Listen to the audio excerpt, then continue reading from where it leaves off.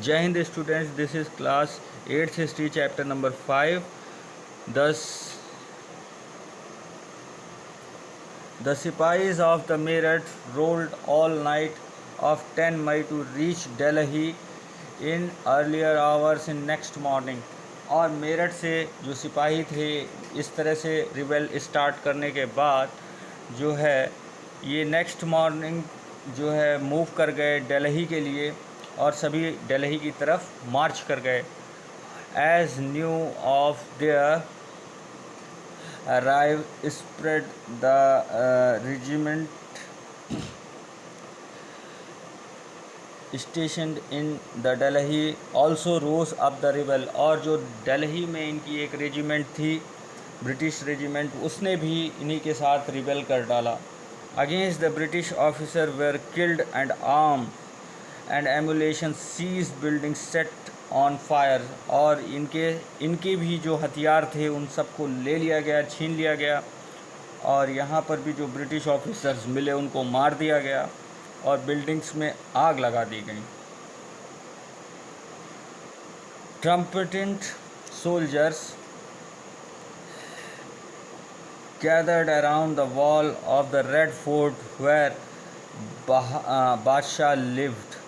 और ये सभी लोग जो है रेड फोर्ट को चारों ओर से घेर लिए जहाँ पर इनके बादशाह रहते थे. ठीक है. Demanding to meet him. और ये सबकी डिमांड थी कि वो उनसे मिलें. The emperor was not quite willing to challenge the mighty British power, but soldiers preceded. जो बादशाह थे, आई मीन टू से बहादुर शाह जफ़र, वो नहीं चाहते थे कि इस तरह से विद्रोह हो सैनिकों का. लेकिन सैनिकों ने जब सिपाहियों ने उनसे रिक्वेस्ट की और उनसे कहा तो वो मान गए कि ठीक है. वो नेक्स्ट बादशाह बनने के लिए तैयार हो गए क्योंकि उनको ये डर था कि ब्रिटिशर्स बहुत पावरफुल हैं और ये विद्रोह बहुत दिन तक नहीं चल पाएगा. तो यहाँ के आगे अब हम आगे देख रहे हैं. They force their way into the place and proclaim Bahadur Shah Zafar as their leader. और इसके बाद उन सब ने ये कहा कि बहादुर शाह जफ़र ही अब उनके नेक्स्ट लीडर होंगे और उन्हीं के अंडर में अब यहाँ पर जो है इंडिया में अब रूल इस्टेब्लिश किया जाएगा.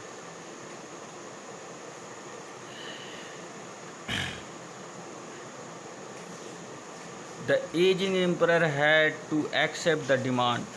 उस समय बहादुर शाह जफ़र की बहुत उम्र हो चुकी थी, लगभग 80 ईयर के अराउंड थे.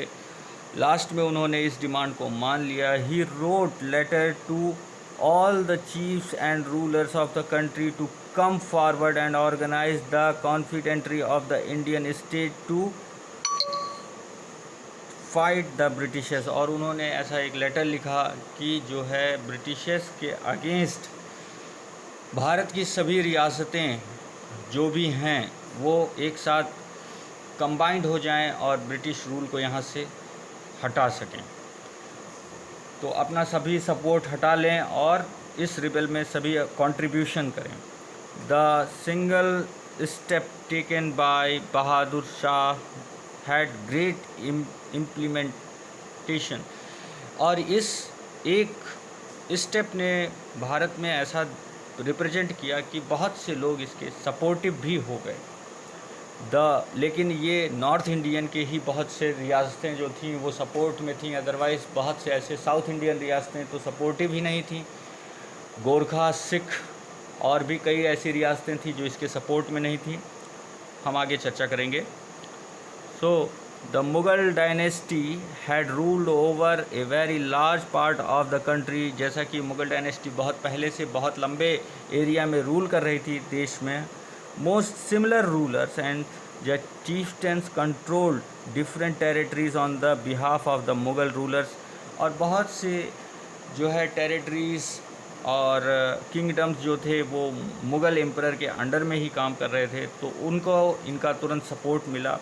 Threatened by the expansions of the British rule, many of them fact that if the Mughal emperor could rule again, they too would be able to rule their own territory once more। और बहुत से ऐसे भी ruler थे जिनको ऐसा लगा कि अगर मुग़ल बादशाह का राज फिर से हो जाएगा तो उनकी जो खोई हुई राज हैं या टेरिटरीज़ हैं वो उन्हें वापस मिल जाएंगी मुग़ल अथॉरिटीज़ के ज़रिए। तो वो इस वॉर में अपना कंट्रीब्यूशन देने लगे।